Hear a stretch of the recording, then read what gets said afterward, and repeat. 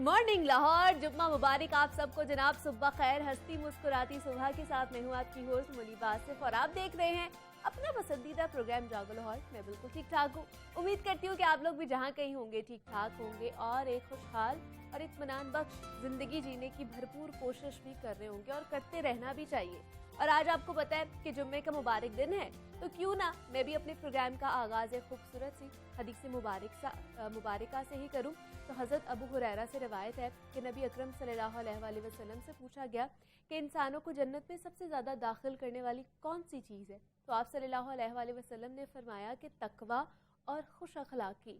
तकवा और जो खुश अखलाकी है, दो ऐसी सिफतें हैं जो इंसान को दुनिया में भी कामयाबी से हमकनार कराती हैं और आखिरत में भी। खुश अखलाक होने की आदत ना लोगों के दिलों में आपकी इज्जत मजीद पैदा करती है और मेरा ख्याल है कि इज्जत वही होती है जो दिल से की जाए। और एक जगह मैं कल पढ़ भी रही थी कि इज्जतदार शख्स ना दूसरों को भी इज्जत से ही नवाजता है। तो इसलिए अगर हम चाहते हैं, मैं सिर्फ आप लोग की बात नहीं करूँगी, हम चाहते हैं कि लोग हमारी इज्जत करें तो दूसरों को भी इज्जत देना सीखना चाहिए, दिल से एहतराम करना सीखें। तो इसी खूबसूरत पैगाम के साथ हम आगे बढ़ते हैं और इस पे अमल करने की कोशिश भी करेंगे। लेकिन अभी नजर डालते हैं आज की टॉप स्टोरीज पर। लाहौर में बहार के रंग अपने अरूज पर, फूलों के खिलते मौसम में शहर में जश्न बहारा के तहत मुख्तलिफ इवेंट्स जारी। लोगों की एक बड़ी तादाद सैर व तफरीह के लिए वहां का रुख करने लगी।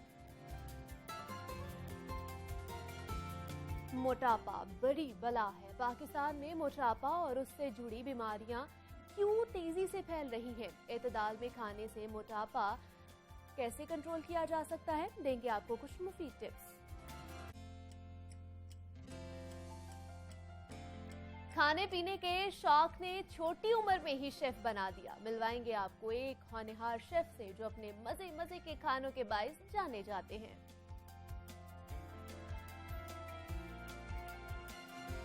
एंजाइटी, स्ट्रेस, डिप्रेशन और दीगर मसाइल से बचने के लिए अरोमा थेरेपी की बढ़ती हुई मकबूलियत। ये थेरेपी कैसे करती है काम और किस किस के लिए है फायदेमंद, बताएंगे आपको।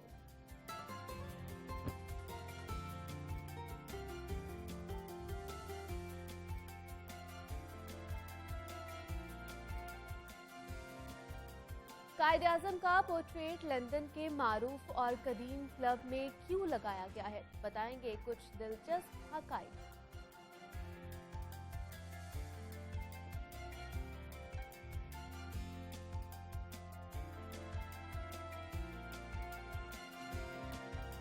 और किताबों के शौकीन अफराद के लिए होगा हमारा बुक रिव्यू सेगमेंट।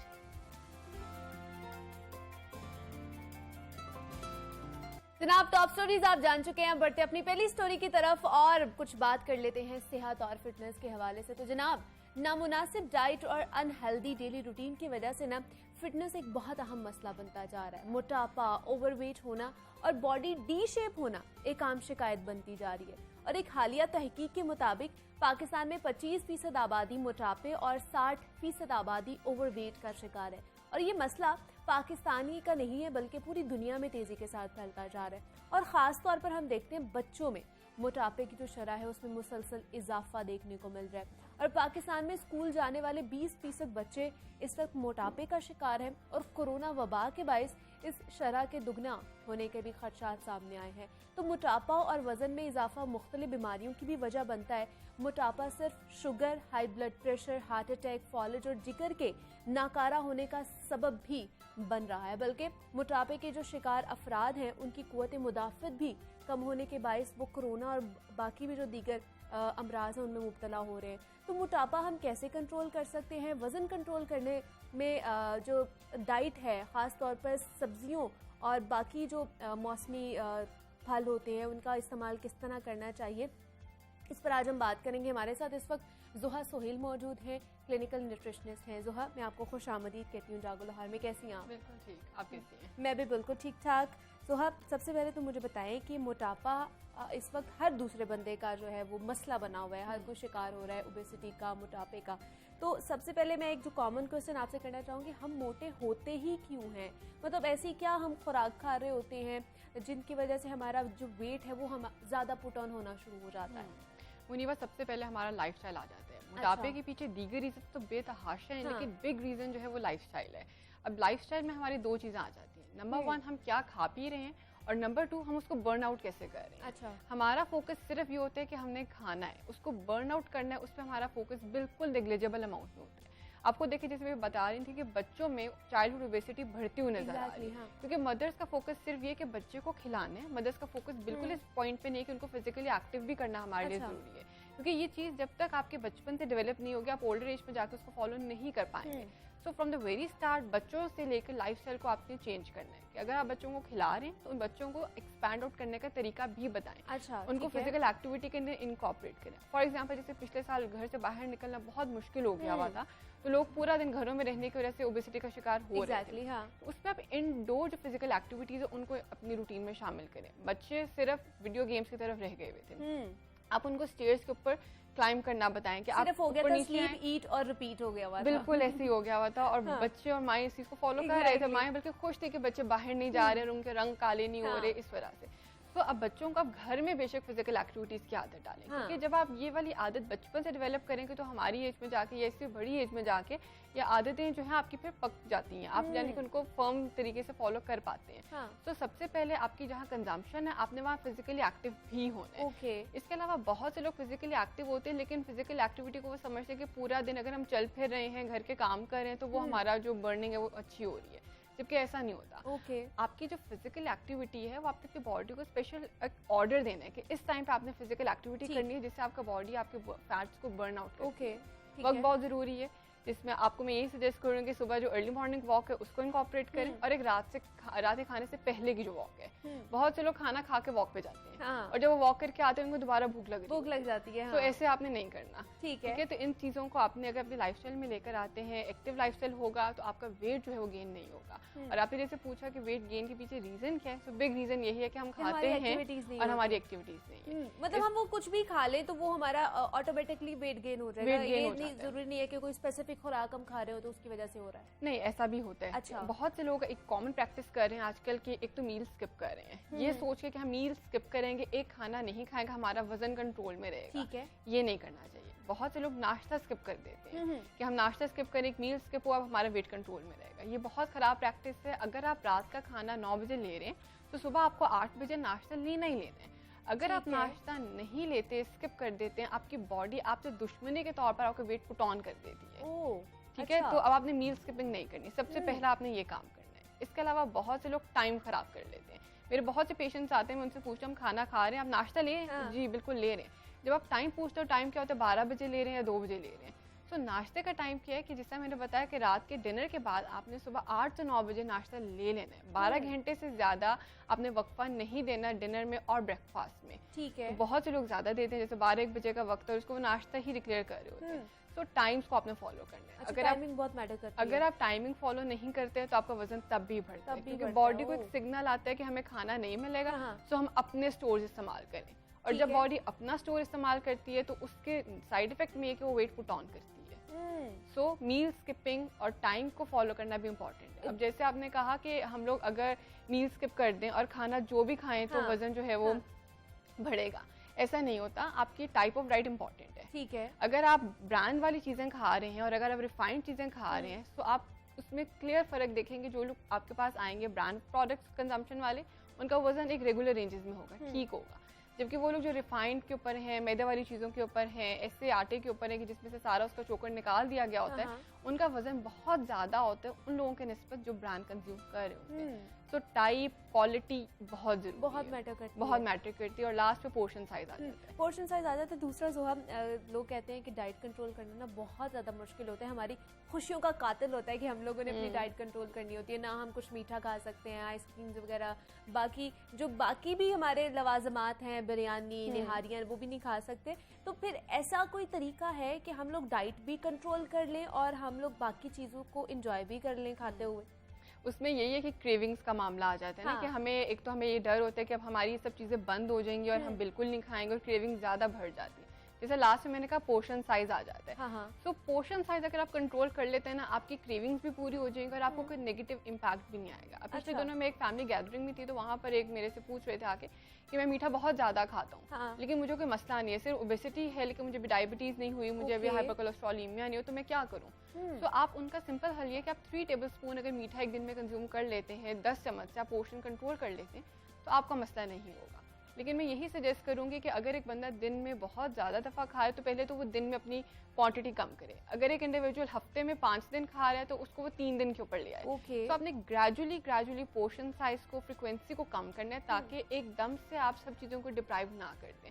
क्योंकि हम यही करते हैं कि जब हम वेट लॉस प्रोग्राम्स की तरफ आते हैं, पेशेंट यही समझते हैं कि अब सब कुछ बंद है, अब कुछ नहीं खाना, अब कुछ हो ही नहीं सकता, तो क्रेविंग्स भर जाती हैं। तो ऐसे नहीं करना, ग्रेजुअल लॉस की तरफ आएँ ताकि आपका जो वेट है वो भी गेन ना हो, क्रेविंग्स भी ना बढ़े और मसला भी ना आ सके। क्योंकि होता ही है कि एक दफ़ा जब हम सब चीज़ें छोड़ देते हैं और एकदम से वो जब चीज़ें सामने आती हैं हम बहुत ज़्यादा खा लेते हैं, तो ये चीज़ ठीक नहीं है। ठीक है। और क्रेविंग का मैं यहाँ पर एक सोल्यूशन ज़रूर दूंगी कि आप पानी का इस्तेमाल ज़रा ज़्यादा रखें। ठीक है। क्योंकि अगर हमारी बॉडी में पानी की कमी होती है ना, तो मीठे की क्रेविंग्स बहुत ज़्यादा होती है। और वेट लॉस प्रोग्राम्स में हम लोग पानी वाली चीज़ें जैसे सूप्स का इस्तेमाल है, फ्रूट्स का इस्तेमाल है, वेजिटेबल्स का इस्तेमाल है, वो क्यों बढ़ा देते हैं?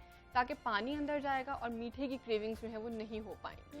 तो इसके साथ अगर आप पानी का इस्तेमाल करते हैं और प्रोटीन बेस्ड चीज़ों का इस्तेमाल करते हैं, जिसमें आपके पास दूध है, अंडा है, मीट प्रोडक्ट्स हैं, वो भी आपके अंदर क्रेविंग्स की शिद्दत को कम करती है। मतलब ऐसी डाइट प्लान होना चाहिए जो आपको फुलनेस का एक फुलनेस का एहसास है। बिल्कुल आपने सही बात की है। जो विटामिन सी है वो सजेस्ट आप करती हैं, तो किस फॉर्म में फिर वो लेनी पड़ती है? विटामिन सी हमारे पास एक ऐसा विटामिन है जो हर चीज़ में से हमें जो नेचुरल है, for example fruits and vegetables में से इजीली मिल जाता है। लेकिन अगेन उसमें मसला ये आ जाता है कि एप्पल एक खाना किसी वर्क प्लेस पे मुश्किल लगता है as compare to supplement. Prefer तो मैं ये करती हूँ कि अगर आप कहीं काम कर रहे हैं, वहाँ पर आपको फ्रेश जूस अगर मिल रहा है या अगर अपने साथ फ्रेश फ्रूट्स लेकर जा सकते हैं तो बहुत अच्छे है। लेकिन अगर आपके लिए वहाँ पर कन्वीनियंस का मसला, आपको इजीली नहीं मिल सकता, तो आप सिंपल सप्लीमेंट अपने पास रख सकते हैं जो विटामिन सी का है। उसका हरगिज़ कोई नुकसान नहीं, क्योंकि सप्लीमेंट भी वही चीज़ है जो आपको नेचुरल से मिल रहा है। नेचुरल में ये होता है कि एक सेब में आपके पास विटामिन सी के साथ साथ क्वेरसेटिन भी जा रहा है, पील भी जा रहा है, फाइबर भी जा रहा है, पैक्टिन्स भी जा रहे हैं, बेतहाशा चीज़ें जा रही हैं। सप्लीमेंट एक चीज़ को फोकस कर दिया जाता है। लेकिन अगर फोकस न्यूट्रिएंट भी पेशेंट को दे दिया जाए, फॉर एग्जांपल जैसे हम स्पेसिफिकली विटामिन सी की ही बात कर रहे थे, तो उसमें कोई नुकसान ऐसा नहीं है। क्योंकि बेहतर ये कि आप कंज्यूम करें, लेकिन सोर्स चाहे कोई भी आप ले सकते हैं। कोई भी सोर्स हो सकता है, लेकिन ये देखना है कि ये नहीं कि आप विटामिन सी भी ले रहे हैं और जैसे निकोटीन का इस्तेमाल भी वैसे ही कर रहे हैं, तो उसका कोई फ़ायदा नहीं है, उल्टा नुकसान ही हो सकता है उसका भी आपको, आपकी सेहत को। और जैसे हम मोटापे की बात करें, बहुत से लोग हैं, आपको भी पता होगा सुहा, अब डाइट की तरफ भी आ जाते हैं कि हम लोग ओबीस होते जा रहे हैं, ओबेसिटी ख़त्म ही नहीं हो रही, वैसे कंट्रोल नहीं कर पा रहे होते, तो फिर हम लोग क्रैश डाइट की तरफ या इस तरह की डाइट्स पर आ जाते हैं। और मैंने ये भी देखा है जोहा कि बहुत से लोग जब ये डाइट कर रहे होते हैं, तो जब वो डाइट करना छोड़ते हैं तो उनका वजन दोबारा से बढ़ना शुरू हो जाता है। ये बहुत इंपॉर्टेंट क्वेश्चन आपने किया, क्योंकि आजकल कीटो का बहुत रुझान चल रहा था पिछले दिनों में। बहुत से फैट डाइट्स लोग फॉलो करते हैं। फैट डाइट्स का सबसे बड़ा नुकसान ये है कि ये वेट लॉस के लिए बनाई नहीं गई। अच्छा, इनको हम फैट डाइट्स इसीलिए कहते हैं। कीटो जो है वो एपिलेप्सी के लिए बनाई गई है और हम लोग उसको वेट लॉस के लिए इस्तेमाल कर लेते हैं। और फैट डाइट इसीलिए कहा जाता है क्योंकि वो वेट लॉस में अब्रप्ट वेट लॉस करवाती है, लेकिन जब हम उसको छोड़ते हैं तो उसके बाद एक तो वेट भी गेन होता है और साथ साथ आपकी सेहत और ख़राब हो जाती है। मेरे बहुत से पेशेंट्स ने कीटो फॉलो किया खुद से, मुझे बताए बगैर खुद से फॉलो किया, और जब फॉलो करके वो आए कि हमारा वजन बहुत ज़्यादा बढ़ गया, आंखों के नीचे हल्के पड़ गए हैं, बॉडी में जनरलाइज वीकनेस हो रही है, बाल बहुत गिर रहे हैं, तो अब आप मुझे बताएं हम क्या करें। ठीक है, तो कीटो के नुकसान से वो आ गए हैं, अब दोबारा बैलेंस डाइट फॉलो करनी है। तो आप कीटो डाइट या जितनी भी आपके फैट डाइट उनकी तरफ जाने से बेहतर है कि आप मुतवाज़न ग़िज़ा का इस्तेमाल रखें, बैलेंस डाइट की तरफ आएँ, जिसमें नाश्ता वक्त पर लें, दोपहर का खाना वक्त पर लें, रात सोने से पहले दूध का एक गिलास लाजमी लें ताकि नुकसान ना हो। ठीक है जी, जोहा सुहेल न्यूट्रिशनिस्ट हमारे साथ मौजूद थी। जोहा, बहुत शुक्रिया आपके वक्त का, आप यहाँ पर आई हैं और आपने डिटेल में हमारे साथ बात की है। जनाब, मोटापे के हवाले से बात कर रहे थे कि आपकी अगर लाइफस्टाइल मॉडिफिकेशन और आपकी डाइट अगर अच्छी होगी, सेहतमंद खाना खाएंगे और टाइमिंग का ख्याल रखेंगे, तो आपका जो मोटापा है वो नहीं बढ़ेगा। तो आप लोगों ने ख्याल रखना है। इसी नोट पर एक छोटी सी ब्रेक ले रही हूँ मैं, आपने कहीं नहीं जाना, मिलते हैं इस ब्रेक के बाद।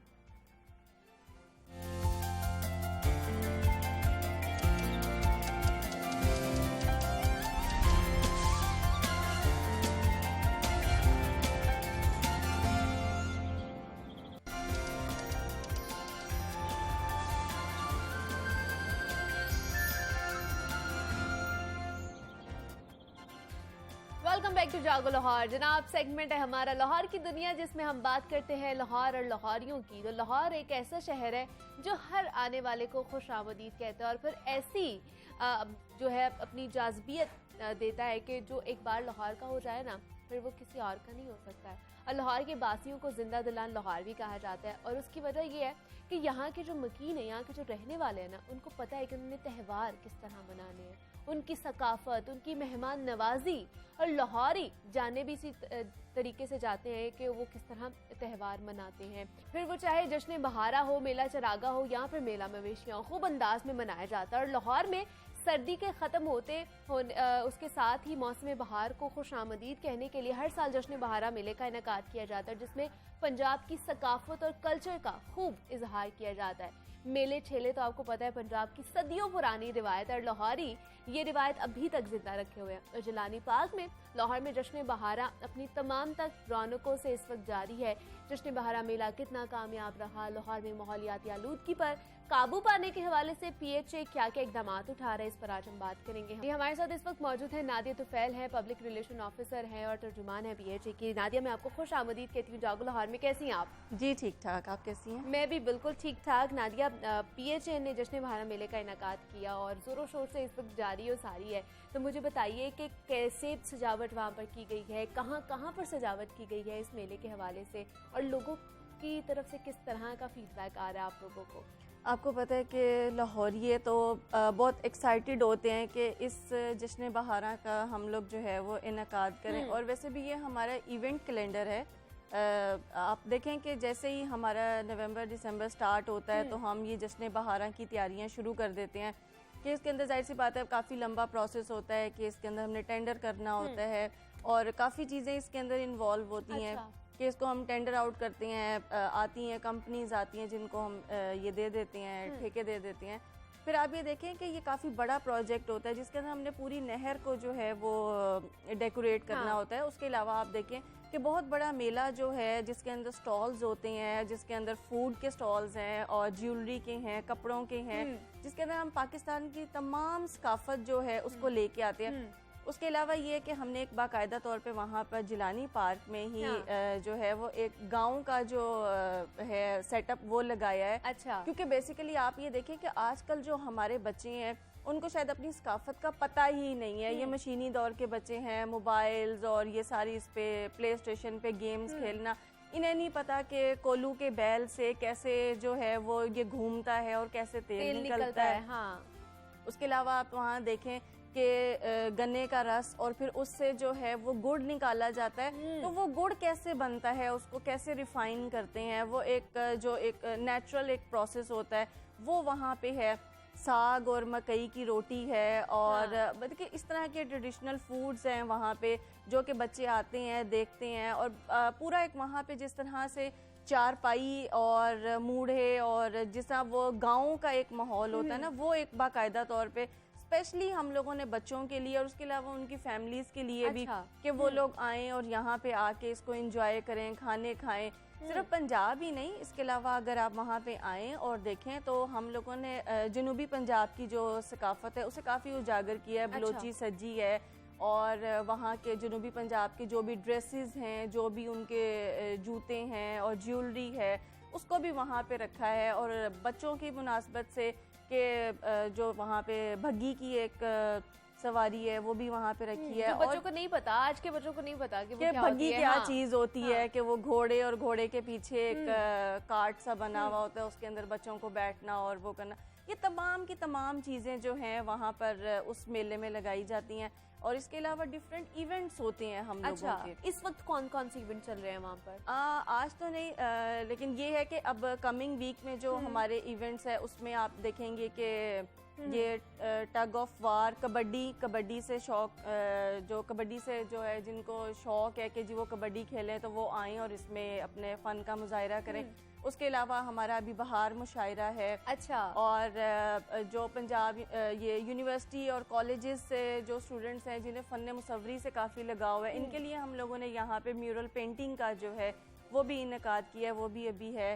इसके अलावा जो स्टूडेंट्स हैं जिस तरह से वो ये कट फ्लावर एग्जीबिशन होती है, कट फ्लावर बच्चियाँ कोई डेकोरेट करती हैं, उनके लिए बाकायदा जो है वो इंतज़ाम वहाँ पे किया हुआ है। विंटेज कार रैली है। इसके अलावा हमारे कुछ इवेंट्स हैं जो गुजर भी गए हुए हैं, जिसमें आप देखें कि हमारा एक वो भी एक हमारा गांव का कल्चर ही था। अच्छा। और शायद अभी भी कहीं गांव में होगा कि एक हमारे गांव के बूढ़े जो हैं वो एक बहुत घने दरख्त के नीचे बैठ जाते थे और स्टोरी सुनाते दास्तान गोई। दास्तान गोई, उसको हमने दास्तान गोई लाइक स्टोरी टेलिंग, वो जो है बच्चों को या नौजवानों को सुना रहे होते थे। वो पता चले कि जी ये भी एक हमारा कल्चर था और यहाँ पे इस तरह से घने दरख्त के नीचे हम बैठ के स्टोरी सुना करते थे।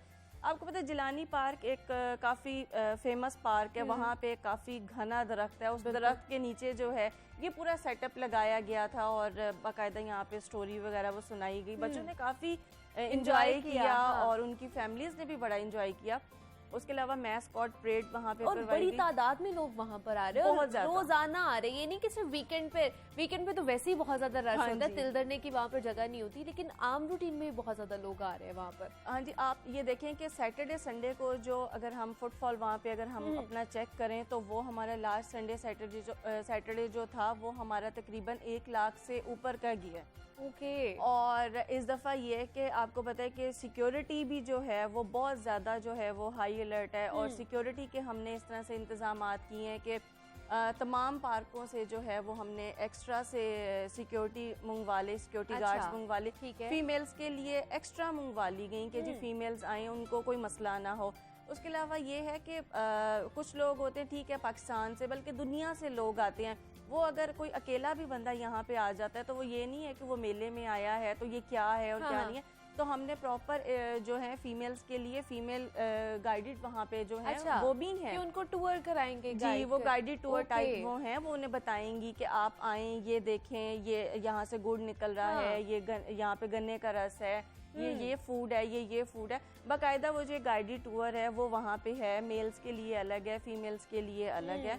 और सबसे जो मज़े की बात है कि अगर हम ये देखें तो हमारा सारा का सारा जो मेला होता है वो बिल्कुल फ्री होता है। अच्छा, ठीक है। सिर्फ खाने पीने के अलावा खाने पीने जो स्टॉल्स लगे वहाँ पे तो आपको खरीदारी करनी पड़ती है। हाँ जी, और उसके और वो भी आप देखें कि इकोनॉमिकल होता है, इतने ज़्यादा रेट्स नहीं होते हैं। और इसके अलावा आप देखें तो हमारी जितनी भी तफरीह है वहाँ पे वो सारी की सारी फ्री है। इवेंट्स हैं, कोई भी आए तो अपने इवेंट्स जो है वो वहाँ पे आके इंजॉय कर सकते हैं, वो देख सकते हैं। ये नहीं है कि जी दास्तान गोई है तो वहाँ पे जी सिर्फ लिमिटेड लोग हैं या हमने कोई पास टिकट कुछ नहीं है। ओके। और इसके अलावा हमारी सूफी नाइट है वो भी अभी आनी है, कमिंग वीक्स में आप देखेंगे कि सूफी नाइट भी आएगी, बहार मुशायरा भी है। अच्छा। डिफरेंट उसके अलावा कैलीग्राफी से जो लोग दिलचस्पी रखते हैं उनके लिए भी जो एक एग्जीबिशन है उसका इनकाद सारी फील्ड के लोगों को आप लोगों ने कैटर किया हुआ है, उनका ध्यान रखा है इसमें कि हर कोई आके अपनी जो है सलाहियतों का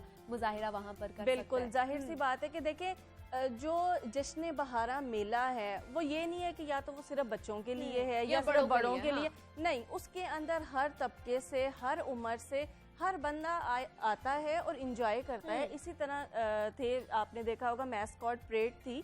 मैस्कॉट परेड में आप देखिए जो बहुत छोटे बच्चे हैं जो कार्टून वगैरह देखना वो इस तरह के वो थे, वो बच्चों ने बड़ा इंजॉय किया। उसके अलावा बच्चे आए थे, उन्होंने जो वो एरोप्लेन कंट्रोल से वो जो जहाज़ होते हैं वो उड़ाते हैं, एरोमीनिया शो था, वो बच्चों ने बड़ा इंजॉय किया कि वो बड़ा एक हाइट तक लेके जाते हैं, हाइट पे जाके वो डिफरेंट अपने जो भी उनके कर्तव्य होते हैं वो करते हैं। इसके अलावा हमारा लेज़र लाइट शो है।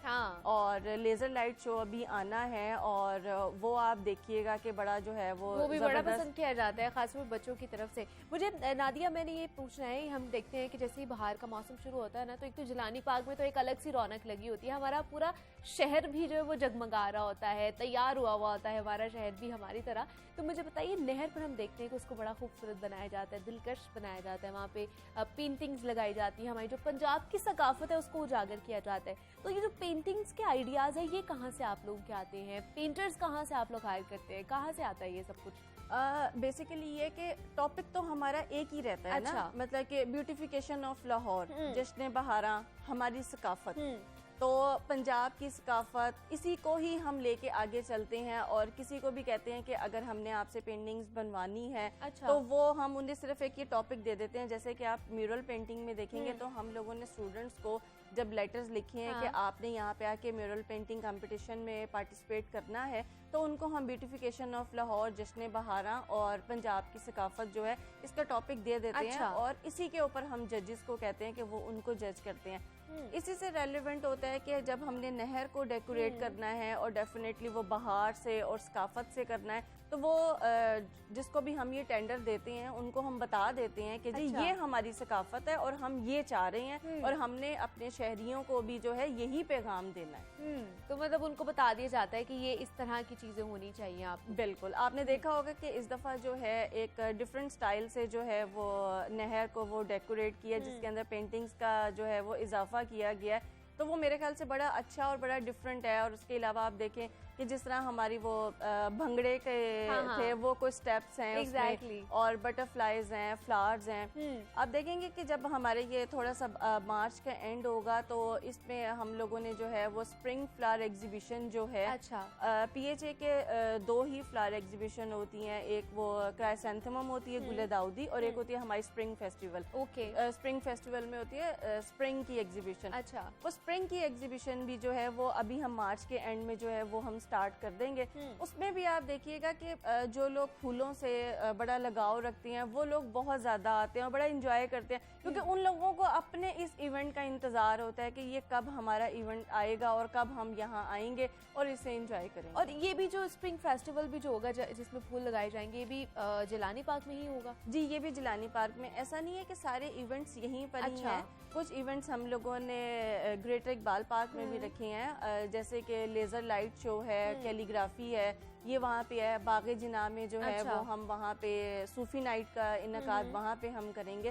तो डिफरेंट पार्क्स में हम जो है ये अपने जो इवेंट्स हैं इनको करवाते हैं और इंशाल्लाह नेक्स्ट टाइम और कोशिश होगी कि इसको हम ज़रा और दूसरे पार्कों में भी लेके जाएं ताकि जिधर से जिस इलाके से जो लोग ताल्लुक रखते हैं तो वो उनके लिए ज़रा आसानी हो, आसानी से वो वहाँ पहुँच जाए। बिल्कुल ऐसे। लेकिन हम मुझे बताइए कि किस तरह के फिर वैसे भी शजरकारी मुहिम की जाती है, स्टार्ट की जाती है तो उसमें फिर आप लोग किस तरह के पौधे लगाते हैं, दरख्त लगाते हैं जो हमारी आबो हवा के लिए भी अच्छे हो, हमारी मिट्टी भी उनको एक्सेप्ट कर ले और फलदार भी दरख्त हो?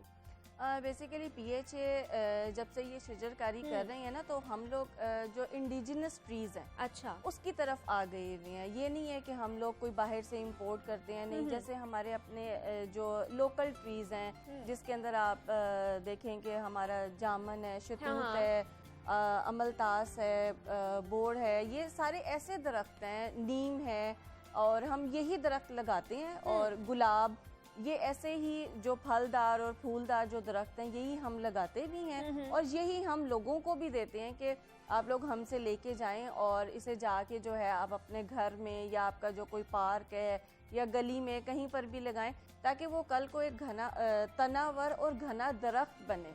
ये नहीं है कि वो आपके एक वो डेकोरेशन के लिए वो एक छोटा सा नहीं होगा, वो आपका कल को जो है वो घना और जो है वो तनावर दरख्त बनेगा। बिल्कुल ऐसे ही है। लेकिन हम नादिया और भी आपको लगता है कि इकदाम करने की ज़रूरत है और भी दरख्त लगाने की ज़रूरत है? जिस तरह फ़ज़ाई आलूदगी यहाँ पर ख़ासतौर पर लाहौर शहर की बात की जाए तो यहाँ पर बहुत ज़्यादा बढ़ती जा रही है और इस सर्दी में आपने भी देखा होगा बहुत ज़्यादा हमारा जो शहर है वो सिर्फ फहरिस्त इवन के टॉप ट्रेंड करता रहा है फ़ज़ाई आलूदगी में। तो आपको क्या लगता है और ज़्यादा हमें जंगलात की ज़रूरत है अभी? मेरे ख्याल से हमें जंगलात तो लगाने चाहिए, दरख्त भी लगाने चाहिए, लेकिन उसके साथ साथ अगर आप ये देखें कि सिर्फ दरख्त लगा देने से ही जो है ये फ़र्क नहीं पड़ता। आप ये देखें कि रोज़ बरोज़ जो है वो लोग जो है वो गाड़ियाँ ख़रीद रहे हैं, गाड़ियों का फिर वो धुआं भी है। हम इधर से दरख्त लगा रहे हैं, उधर से गाड़ियाँ आई जा रही हैं, वो पोल्यूशन और वो यहाँ से हम जितने मर्जी इकदाम कर लें लेकिन जब तक उन चीज़ों पर भी कंट्रोल नहीं होगा तो सिर्फ अकेला बेचारा PHA कुछ नहीं कर सकता है। मेरे ख्याल से इसमें तमाम डिपार्टमेंट्स को और तमाम हम लोगों को इस बात का ख्याल रखना चाहिए कि ये जो हम लोग आलूदगी खुद से फैलाते हैं इस पे थोड़ा सा हम कंट्रोल करें तो मेरे ख्याल से जो हमारे जो दरख्त हैं जो पहले ही लगा दिए, ये जो PHA का तो काम ही है हाँ ना जी, दरख्त लगाना, हाँ जी। फर्दर हम तो लगाते ही रहेंगे, लेकिन मेरे ख्याल से हम लोगों को भी जो है वो थोड़ी सी जो केयर करनी चाहिए कि ये फ़ज़ाई आलूदगी में हम भी जो है इसको थोड़ा कम अपनी जो जिम्मेदारी है हम लोग भी निभाएं। बिल्कुल ऐसे ही है। तो मुझे बताइए कि शहरियों को किस तरह हमें मोटिवेट करना चाहिए, या आप शहरियों को क्या कहेंगी, वो किस तरह आप लोगों के साथ ताउन कर सकते हैं? शहरियों को आपके चैनल से यही मैं कहूँगी कि काइंडली, क्योंकि मॉर्निंग शो है वो सबसे ज़्यादा देखा जाता है, तो वो मैं यही कहूँगी कि देखें, एक तो बात ये कि मैंने भी देखा है कि हम ग्रीन बेल्ट्स में हो या कहीं पे हो, स्पेशली हमारे जो बच्चे हैं, यंगस्टर्स हैं, इनके पास बाइक्स आती हैं, तो ये नहीं ध्यान रखते कि जी ये एक पौधा है या कुछ है, उन्होंने अपनी बाइक गुजारनी है, उनको जल्दी से कहीं जाना है, तो वो उस ग्रीन बेल्ट के ऊपर से गुजर जाएंगे। वो ये नहीं देखेंगे कि यहाँ पे पौधा था वो मर गया, या कुछ बच्चे हैं वो खेल रहे होते हैं, जाते जाते उन्होंने देखा है अभी तो वो पौधा बेचारा लगा हुआ होता है, वो जाते जाते हाथ मारते हैं, वो पौधा टूट गया या कुछ हो गया। तो काइंडली मैं ये कहूँगी कि आप लोग इन पौधों को इस तरह ना देखा करें कि ये आप लोगों को खेलने की चीज़ है, ये हमारी आगे आने वाली नस्लों के लिए, उनकी सांस लेने के लिए और फिजाई आलूदगी को बेहतर करने के लिए ये बहुत बड़ी ग़िज़ा है, ज़रूरी है। एग्जैक्टली। नादिया तुफैल हमारे साथ मौजूद थी, PRO है PHA की। नादिया, बहुत शुक्रिया आपके वक्त का, आप यहाँ पर आई हैं और हमसे बात की है। जनाब, हम बात कर रहे थे PHA के हवाले से क्या क्या इकदाम उठाए जा रहे हैं फ़ज़ाई आलूदगी को बेहतर करने के लिए, और कितने दरख्त लगाए जा रहे हैं, और जश्न बहारा मेले के हवाले से भी हमने बात की है। और यहाँ पे मुझे एक छोटी सी ब्रेक लेनी है, आपने कहीं नहीं जाना, मिलते हैं इस ब्रेक के बाद।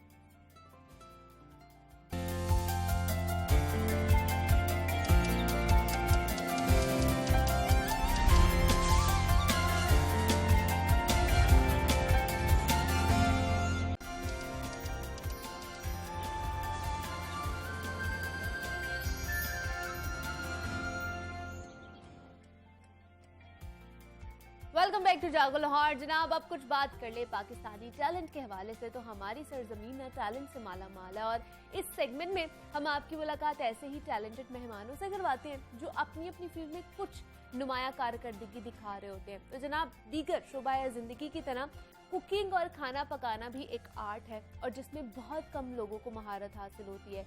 खाना तो हर कोई बना सकता है, लेकिन मज़ेदार टेस्टी खाना किसी किसी को बनाना आता है। और अगर हम लड़कों की बात करें तो बहुत ही कम लड़के खाना बनाने के इस फन से आशना होते हैं। लेकिन आज हम आपकी मुलाकात एक ऐसे ही बासलाहियत नौजवान से करवाने जा रहे हैं जो तकरीबन तमाम डिशेस इतनी मज़ेदार बनाते हैं कि खाना खाने वाले जो है ना अपनी उंगलियां चाटते रह जाते हैं। और उन्होंने खाना बनाने का जो आगाज़ था तब किया जब वो 5वीं जमात के तालिब इल्म थे, और अब हर किस्म का खाना वो बना लेते हैं, जिसमें देसी खाबे भी आ जाते हैं, निहारी, पाए, मूंग, चाइनीज़, इवन कि कॉन्टिनेंटल, बहुत ही मज़े के खाने बनाते हैं। तो खाना बनाने का शौक़ कब से आया, ये मजबूरी था या अपना शौक़ था, सफ़र कैसे शुरू किया उन्होंने, उनकी ज़बानी जानते हैं। हमारे साथ इस वक्त मौजूद है उबैद है, जिनको यंग शेफ़ भी कह सकते हैं। उबैद, मैं आपको खुश आमदीद कहती हूँ जागो लाहौर में। कैसी हैं आप? अल्लाह का शुक्र, आपने? मैं भी बिल्कुल ठीक ठाक। उबैद, सबसे पहले तो बताइए, आपने इतनी यंग उम्र में जो है खाना बनाना शुरू कर दिया, और कैसे शुरू किया, अपनी जर्नी के बारे में थोड़ा सा हमें खाना बनाने का मुझे शौक शुरू से था। मतलब मैं जब मामा को देखता था मुझे बहुत इंस्पिरेशन मिलती थी उनसे। तो whenever she cook the food, तो मैं उनको देखता रहता था कि कैसे बना रही हैं। फिर मैं जब 5th क्लास में था तो मेरे फादर बीमार हो गए थे उस एज में। अच्छा। मैं तब छोटा था, तो मामा अक्सर हॉस्पिटल होती थी या फिर घर में टाइम नहीं मिलता था, तो मैं कहता था कि चलो अब कुछ ट्राई किया जाए। एज बहुत छोटी थी, लेकिन मामा पास नहीं जाने देती थी किचन में। अच्छा। तो फिर मैं किसी ना किसी तरह से जाता था। तो मैंने 5th क्लास में सबसे पहली एज में पुलाव बनाया था, यानी कि ओके। उसके अंदर ये हुआ था कि चावल थोड़े कच्चे पक्के रह गए थे, अच्छा। लेकिन टेस्ट उसका बहुत अच्छा बना था। हाँ, तो हाँ। उसके बाद फिर फादर, जब मैं 6th क्लास में हुआ तो मेरे फादर की डेथ हो गई थी। तो उसके बाद फिर मैंने कुकिंग को करता रहा आहिस्ता आहिस्ता, यूट्यूब से देखना, फिर यूट्यूब से देखने के बाद घर में इंग्रेडिएंट्स इकट्ठे करने और फिर उसको बनाना।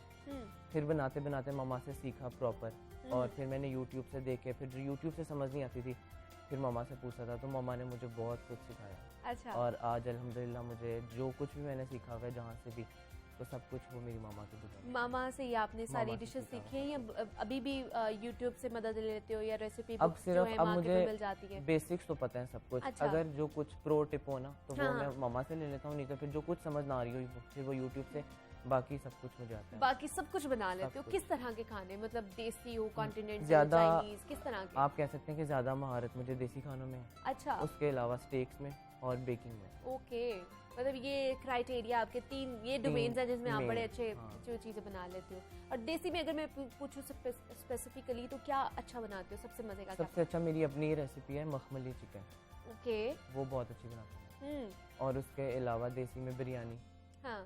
उसके अलावा आलू गोश्त, और अगर बारबेक्यू की तरफ जाएं तो फिर मलाई बोटी बहुत अच्छी मैं बना लेता हूँ। अच्छा, और उसके अलावा रोस्ट वगैरह, चांपे, ये हाँ। सब कुछ मैं बहुत अच्छा बना मतलब घर पे कोई भी उबैद अगर दावत है, कोई भी फैमिली गैदरिंग है तो आपने ही संभालना होता है मैदान मामा के साथ किचन में मैं- जाके? हाँ, आप ही तकरीबन होते डिशेस हो? मैं बना रहा होता हूँ। अच्छा। फिर जो मुझे नहीं आ रही होती फिर वो मामा तक, जैसे पाए हो गए मुझे बनाने हाँ। आते हैं, लेकिन थोड़ा बहुत वो ट्रिकी होता है हाँ काम, हाँ, तो फिर वो मामा कर रही होती है। तो मामा कर रही होती है। तो अब जैसे देसी खाने में सबसे ज्यादा बाकी सबको क्या पसंद आता है आपके हाथ से? देसी में अगर मैं बात करूँ, सबको बिरयानी बहुत अच्छी लगती बिरयानी अच्छी है, कौन सी वाली बिरयानी की भी काफी इकसाम है। है सिंधी ना? बिरयानी सिंधी बिरयानी। जिसमें आलू भी डलते हैं chicken में, और वो- चिकन भी होता है। वो बहुत अच्छी बना लेता हूँ मैं, हम्म। वो सबको बहुत ज़्यादा पसंद आती है। फिर अच्छा। अगर स्टेक्स की तरफ आए तो मोरक्कन चिकन में बहुत अच्छा बना लेता हूँ, ओके। वो सबको बहुत अच्छा लगता है। अच्छा, वाओ। और बेकिंग में क्या क्या कर लेते हो? बेकिंग में ब्राउनीज बहुत अच्छी बना लेता हूँ। उसके अलावा चीज़ केक बेक वाला वो बहुत अच्छा। अच्छा बना लेता हूँ। और अगर नो बेक डिज़र्ट की बात की जाए तो कुकीज़ डिज़र्ट शॉर्ट्स होती हैं, वो बहुत अच्छी बना लेता हूँ। मतलब सारी चीजें सारी आपको आती चीज़ें। हैं, देसी होगी, बाकी होगी, और मीठे में भी आप हर चीज मीठे में बना हर चीज़ लेते हो। बना लेता हूँ। मतलब पूरा डिनर और जो टेबल होता है आपने सजाना सजा होता है सारा। तो मुझे बताओ कि मामा क्या फरमाइश करती है ज्यादा बनाने की? मामा को देसी ज़्यादा पसंद है, तो वो अक्सर फरमाइश कर रही होती हैं यही मखमली चिकन की, या वो अच्छा। बनाओ, या फिर वाइट कढ़ाई वो बनाओ।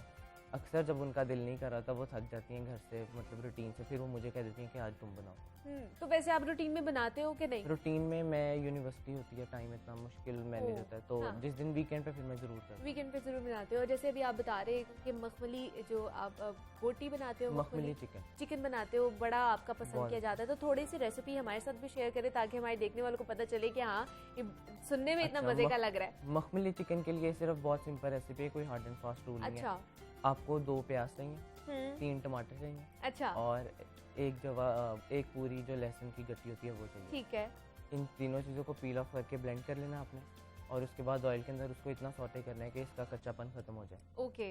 फिर उसके बाद आपने इसके अंदर सॉल्ट, रेड चिली और कोरिएंडर पाउडर डालना है अकॉर्डिंग टू योर टेस्ट, और उसको अपने यहाँ तक इतना भूनना है कि उसका ऑयल ऊपर आ जाए मसाले का। अच्छा, ठीक उसके है। बाद आपने चिकन ऐड करना है, बोनलेस चिकन 1 kg, वो ऐड करके भूनते जाना है उसको। ठीक है। 5 से 10 मिनट के लिए भूनना है, और फिर उसको 5 मिनट के लिए हल्की आंच पे आप प्लेट दे देंगे।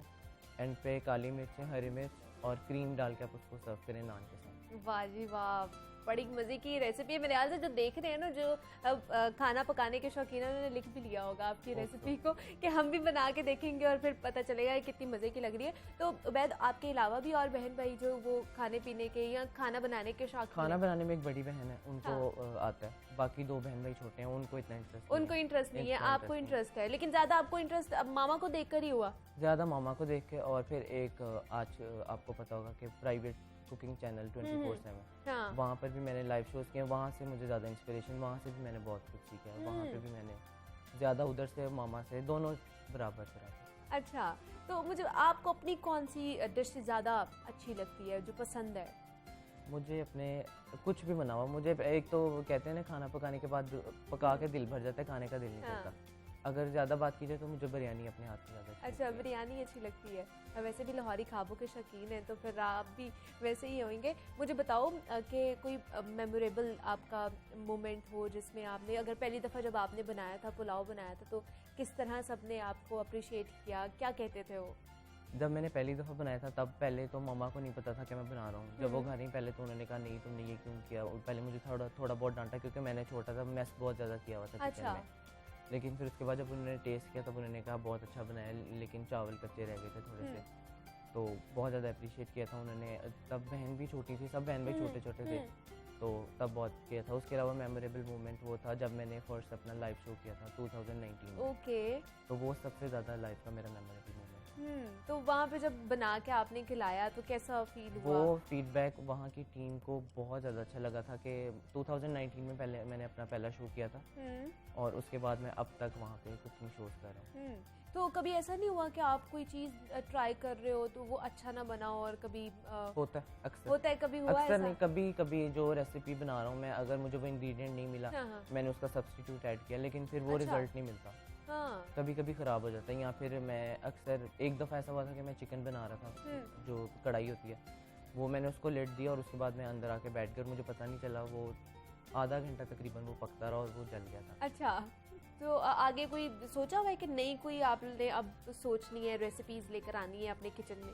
इंशाल्लाह रेसिपीज़, रमज़ान आ रहा है तो इंशाल्लाह रमज़ान में मैं कोशिश करूँगा कि मैं रेसिपीज़ बनाऊँ। और मेरा इंस्टा पे पेज है, मैं वहाँ पे अक्सर अपलोड कर रहा हूँ चीज़ें, तो मैं रमज़ान में इंशाल्लाह बहुत सारी रेसिपीज़ बनाऊँगा फिर, और मैं वहाँ पर अपलोड तो करूँगा। अभी आप कहीं से क्योंकि इसकी भी कुकिंग की भी क्लासेस होती है ना उबैद के, वहाँ से आप ले सकते हैं, तो अभी आपने कभी अपनी इस जर्नी में ली क्लासेस कहीं से, नहीं, या अभी इवन लेनी है, सिंगल सोचा है? क्लास भी नहीं मैंने आज तक ली, कभी भी। अच्छा। मैं सब कुछ जो सीखा हुआ यूट्यूब से हाँ। या मामा से। मैंने एक सिंगल क्लास भी नहीं ली हुई, ना ही मैंने कोई कोर्स किया हुआ है, सिर्फ यूट्यूब और फिर मामा फिर मामा से, और सिर्फ यूट्यूब सीखा है, यूट्यूब से। और बाकी सारा आपका अपना शौक था जो आप अपना इंडल्ज शौक। करते गए सारी चीज़ों के अंदर, और अभी आप यहाँ पे बैठे हुए हो अपनी कुकिंग स्किल के लिए। तो मुझे बताइए कि जो लड़के भी आपको भी देख रहे होंगे, लड़कियाँ भी देख रही होंगी, उनको क्या कहेंगे कि वो इस साइट पर किस तरह आ सकते हैं? उनका अगर शौक डेवलप हो रहा है आपको देख कर, तो वो किस तरह उसको पॉलिश कर सकते हैं? यही कहूँगा कि अगर आप आजकल मेरे ख्याल से तो कुकिंग क्लासेस लेने की कोई ज़रूरत नहीं है। अच्छा। यूट्यूब पे सब कुछ पड़ा हुआ है, आप यूट्यूब पे जाएं, वहाँ से निकाल लें, या फिर बहुत सारे कुकिंग चैनल्स इवन आ गए यूट्यूब पे ही, और टीवी पे भी आजकल 24/7 लाइव कुकिंग शोज हो रहे हैं, आप वहाँ से सीख सकते हैं। और आपका अगर शौक है तो आप उसको ज़रूर आगे लेकर जाएँ, पीछे ना बैठे। मैं कहता हूँ हमेशा आगे निकलना चाहिए, और जो आसपास के लोग हैं उनको भी अप्रिशिएट करना चाहिए और करेज करना चाहिए कि हाँ आप आगे जाओ, आपके पास ये टैलेंट है। बिल्कुल ऐसे ही है। बहुत सारे लोग ऐसे होते हैं कि जो क्रिटिसाइज़ करने लग पड़ते हैं लोगों को, कि लड़के आजकल कुकिंग कर रहे हैं। बहुत सारे लोग ऐसे होते हैं क्रिटिसाइज़ करते हैं, नहीं ये क्या काम है, ये तो औरतों का काम है। हाँ। नहीं, ऐसा नहीं करना चाहिए, आपको उनको इंकरेज करना चाहिए और अप्रिशिएट करना चाहिए कि नहीं आप आगे जाओ, आप कर सकते हो। तो कभी आपको तो नहीं उबैद कोई रिश्तेदार में या बाहर कहीं गए हो मार्केट में, वहाँ पे किसी ने बोला हो कि तुम ये क्या नहीं, कर रहे हो, मैं क्रिटिसाइज किया हो? अगर किया भी होगा तो मैं ऐसी नेगेटिव बातों को याद ही नहीं रखता, अच्छा, क्योंकि ऐसी बातें याद रख के फिर अपने आप को ही करना होता है, बंदा डिस्करेज हो जाता है। तो मैं Exactly, वही कभी बातें याद ना करता उम्मीदी हो जाती है ना। मैं वही बातें याद कर रखता हूँ जो मुझे इंकरेजमेंट देती हैं और मुझे हौसला देती हैं। जो ऐसी अच्छा। नेगेटिव बातें होती हैं मैं उनको भूल जाता हूँ। तो मुझे बताइए रेसिपीज किस तरह याद करते हैं आप? ये वो लिख लेते हैं? लिखी डायरी पे भी होती हैं, जब मैं 3 से 4 दफ़ा बना लेता हूँ तो मुझे ऑटोमेटिकली याद हो जाती है। ऑटोमेटिकली याद हो जाती है, हाँ।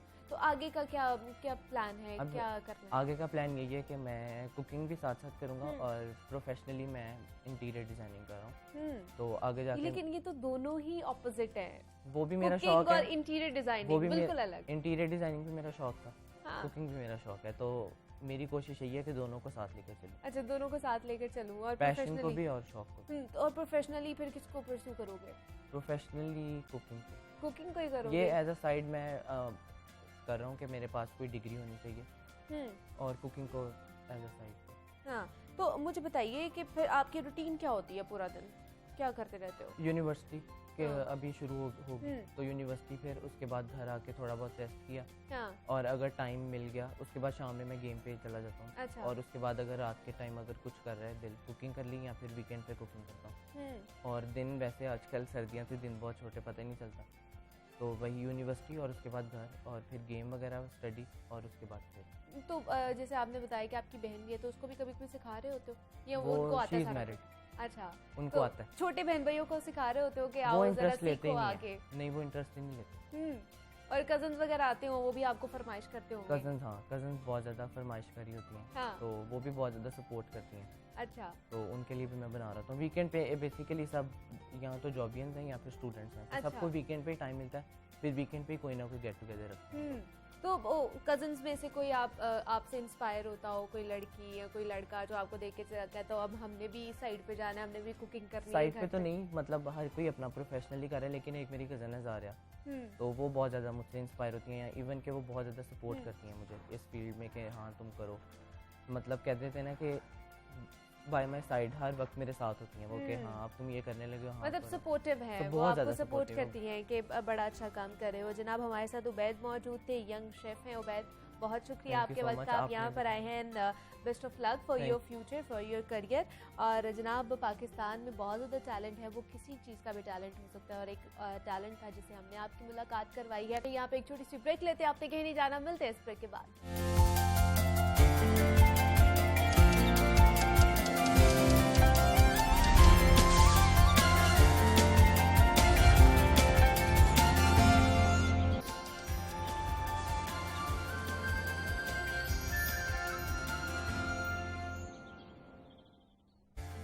टू जागो लाहौर। जनाब अब कुछ बात कर ले खुशबुओं के हवाले से। तो कुदरत की तख्लीक करदा हर चीज़ की कोई ना कोई रंग, कोई ना कोई बू होती है, खुशबू होती है। और बू जब नागवार गुजरे तो बदबू बन जाती है, और खुशगवार एहसास दिलाए तो खुशबू का नाम पाती है।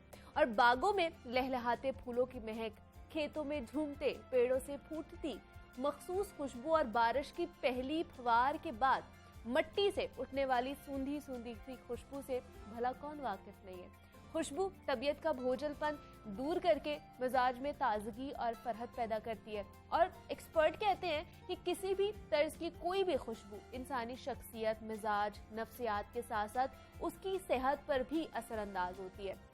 और सेहत पर खुशबू के असरात को देखते हुए एक नई तरीका इलाज की बुनियाद रखी गई है, जिसको अरोमा थेरेपी कहा जाता है। और इस तरीका इलाज में खुशबू और उनके अखरियात से जिस्म पर लेप किया जाता है, मालिश की जाती है, स्टीम के जरिए इलाज किया जाता है। ये अरोमा थेरेपी कैसे की जाती है, ये है क्या, और इस थेरेपी के इंसानी शख्सियत, मिजाज, नफ्सियात पर क्या असरात मुरतब होते हैं। घर में अरोमा थेरेपी की जा सकती है कि नहीं की जा सकती, इस पर आज हम बात करेंगे।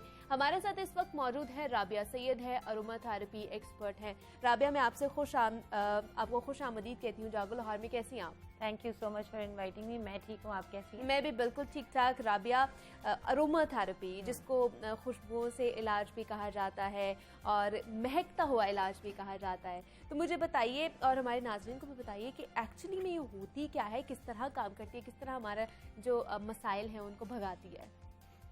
पहले तो आपके जो इन्वायरमेंट है, आपने कितना सारा ग्रीन और फ्लावर्स और ग्रीनरी रखी हुई है। हाँ। तो आपने ऑलरेडी ही वो हीलिंग एनर्जी जो है क्रिएट की हुई है। ओके। और पहले से यहाँ पे अच्छी सी एक खुशबू सी आ रही है नेचुरल फ्लावर्स।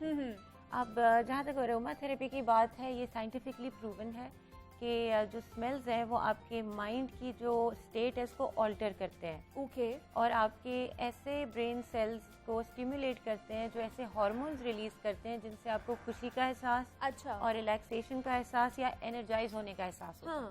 तो इस तरह के different types of aroma therapy के ये हमारे ऑयल्स होते हैं। अगर तो आप देखें कि लेट्स से ये जैस्मिन है। जैस्मिन एक फूल की खुशबू है, so it's very Kameng and it's very soothing. तो जब आप इसको स्मेल करेंगे तो आपकी नर्व्स काम और रिलैक्स हो जाएंगे, आपको स्ट्रेस है या टायर्ड है। इसी तरह अगर लेमन है तो लेमन की स्मेल अगर सोचे तो एकदम से तेज सी होती है ना, तो इट एनर्जाइज यू मोर, क्योंकि ब्रेन के हार्मोन्स उसको ट्रिगर कर रहे हैं। ओके। तो ये मतलब फिर मुझे बताइए किस तरह के और किस तरह के मसाइल से हम जान छुड़वा सकते हैं, छुटकारा हासिल कर सकते हैं अरोमा थेरेपी के जरिए, और इसमें किस तरह के इंग्रेडिएंट्स भी इस्तेमाल होते हैं? इसके अंदर अरोमा थेरेपी जो सजेशन है ना वो ये है कि प्योर अरोमा होना चाहिए, जिसके अंदर नॉन टॉक्सिक कोई भी केमिकल्स ना हो, पूरी तरह नेचुरल हो। अच्छा, और वो मिल जाते हैं आराम से, ऑर्गेनिक ऑयल। अच्छा, दूसरा सवाल आपका क्या था?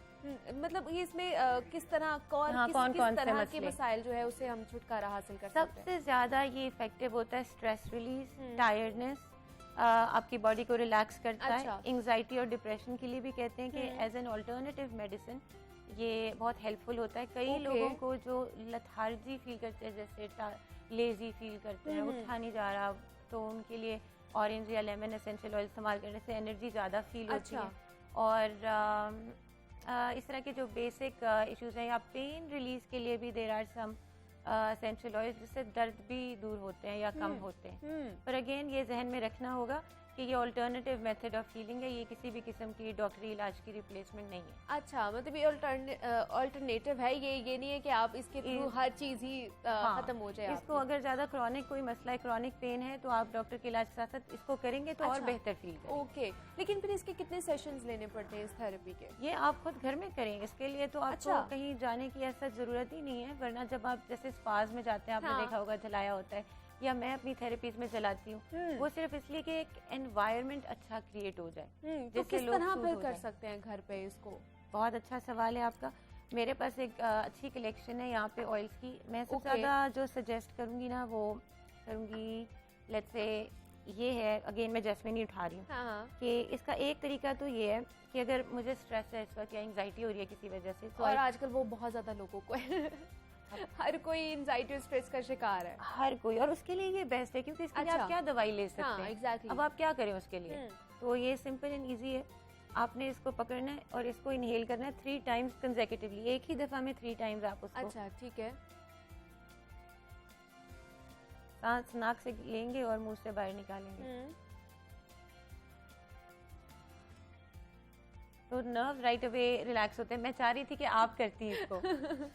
कहा जाता है कि आग जो है मैनिफेस्टेशन की ताकत रखती है, यानी कि क्लेंस कट करेगी और दुआ उसके ऊपर अगर करें तो एक अच्छा असर पड़ता है उसका। तो मतलब ये कैंडल्स के, सेंटेड कैंडल्स के थ्रू भी ये हो सकती है? बिल्कुल हो सकती है, अरोमा थेरेपी हो सकती है। तो फिर उसमें भी किस तरह के फ्लेवर्स और किस तरह की चीज़ होनी चाहिए?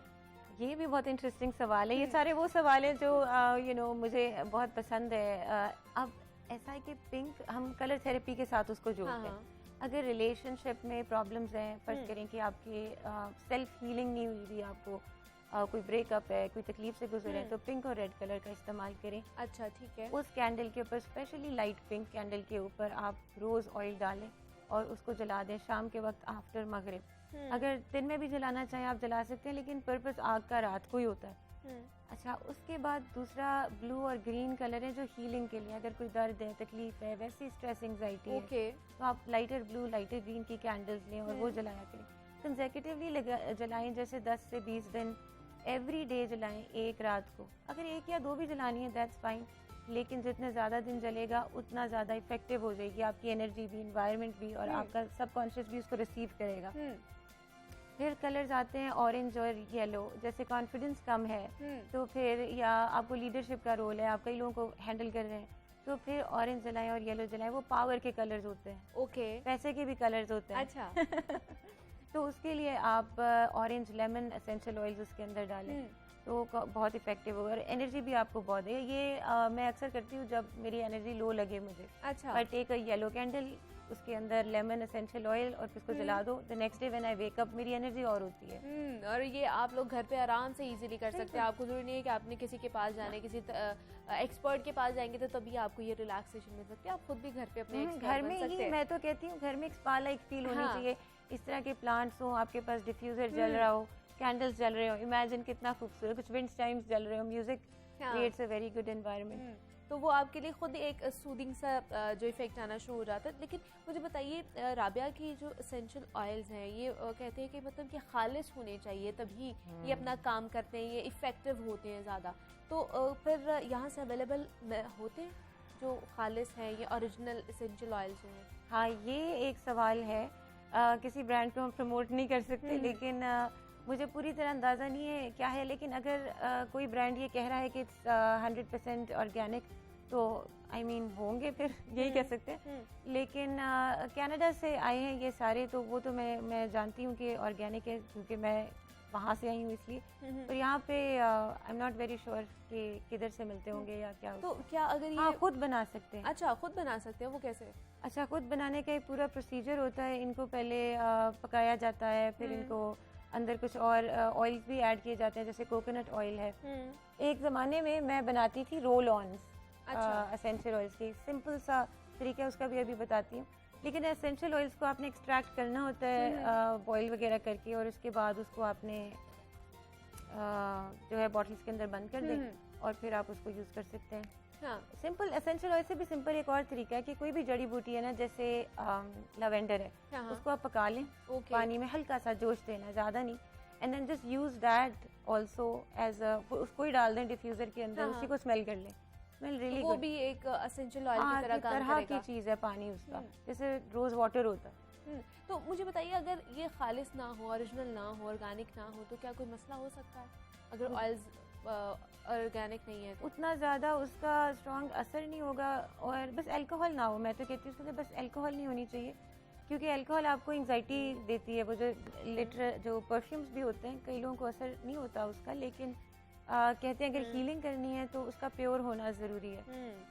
अगर वो ऑर्गेनिक नहीं है फिर भी इफ़ेक्टिव तो होते हैं, लेकिन हो सकता है टॉक्सिक ज़्यादा हो, तो ज़्यादा इस्तेमाल स्किन को रैश कर दें या आपको आंखें जलने लग जाएं, ऐसी चीज़ों से। तो मुझे बताइए, एसेंशियल ऑयल्स का जो काम है वो रिलैक्स करना है, तो इसको अगर हमें पता हो हमारे प्रेशर पॉइंट्स कहाँ हैं, तो हम उनको मसाज करके तब भी ये काम कर सकते हैं? बिल्कुल, मसाज तो प्रेशर पॉइंट्स, जैसे कि सबसे एक इफेक्टिव प्रेशर पॉइंट यहाँ पे स्ट्रेस के लिए कान के पीछे, हाँ, और आपकी गर्दन के राइट हेयर, और आपके यहाँ पे। तो ये सिंपल है। आपने अच्छा इसके लिए एक बड़ा इंटरेस्टिंग तरीका है, आपने एसेंशियल ऑयल लिया, उसको कोकोनट ऑयल के साथ मिक्स कर लें, क्योंकि स्किन के ऊपर डायरेक्ट नहीं लगाते, स्किन रैश हो सकता है। अच्छा, उसको मिक्स करें, उसके साथ हाथों पे लगाएं and then rub it like this, rub it here and rub it on your hands also, और फिर उसको सूंघते हैं थोड़ी देर। अभी भी मेरे हाथों में से आ रही है, तो बड़ा मजा आ रहा है। तो इससे आपके नर्व्स एकदम रिलैक्स। जब काम पे भी हैं आप, फर्ज करें, और आपको स्ट्रेस हो रहा है, तो then just take your hands and start rubbing and you'll see a change. मतलब बहुत से लोग होते हैं ना जिनको सडनली अटैक, पैनिक अटैक्स होना शुरू हो जाते हैं, उनको समझ नहीं आ रही होती, तो उनके लिए काफ़ी फ़ायदेमंद है। उनके लिए बहुत फ़ायदेमंद है। और अगर उनको ये करने का भी टाइम नहीं है पैनिक अटैक में, तो बॉटल ले लें, उसके अंदर कॉटन बॉल्स ले लें, कॉटन बॉल्स के अंदर फ्यू ड्रॉप्स अपनी मर्जी का एसेंशियल ऑयल डाल के अपने पॉकेट में रख लें, जैसे ही मसला हो खोलें। ठीक है। और जैसे राबिया, माइग्रेन का प्रॉब्लम भी बहुत ज़्यादा लोगों को है, फिर वो किस तरह का एसेंशियल ऑयल यूज़ कर सकते हैं? माइग्रेन के लिए बहुत हल्का माइल्ड किस्म का हमें एसेंशियल ऑयल यूज़ करना पड़ेगा। और मुझे लगता है एक होता है, इसका नाम अजीब सा है, यिलैंग यिलैंग। अच्छा, वो बहुत सूदिंग होता है आपके नर्व्स के लिए, काम डाउन करता है एकदम पेन्स को, टांग में दर्द है, सर में दर्द है, उसको बहुत रिलीज करता है। ये भी मैंने ज़ाती तौर पे एक्सपीरियंस किया है। तो उसको फिर किस तरह यूज़ करें? मसाज ही कर लें उसका भी? उसका मसाज करें, हर रोज़ डिफ्यूज़र में जला के रखें। जिसको माइग्रेन है वो रात को तो डेफिनेटली उनको जलाए, स्पेशली वो टाइम्स जब उनको ज़्यादा होता है। जैसे अगर स्ट्रेस लेवल हाई हो गया तो माइग्रेन होगा, तो जैसे स्ट्रेस होने लगा है जला लें। अगर सूरज की रोशनी से होता है तो दिन के टाइम जला लें, रात को होता है तो रात को जलाएं। ठीक है जी। राबिया सैयद हमारे साथ मौजूद थी, अरोमा थेरेपी एक्सपर्ट है। राबिया, बहुत शुक्रिया आपके वक्त आप यहाँ पर आई हैं, और बड़ा अच्छा लगा इस थेरेपी के हवाले से जान के कि जनाब हम किस तरह खुशबुओं के थ्रू और ये जो एसेंशियल ऑयल्स के थ्रू है अपने तमाम तर जो मसाइल है, एंजाइटी, डिप्रेशन, उनको टेम्परेरीली जो है उनको भगा सकते हैं। और जनाब, अब आपने मुझे इजाज़त देनी है। अपना बहुत सारा ख्याल रखिएगा। कल आपसे दोबारा मुलाकात होगी, तब तक के लिए अल्लाह हाफ़िज़।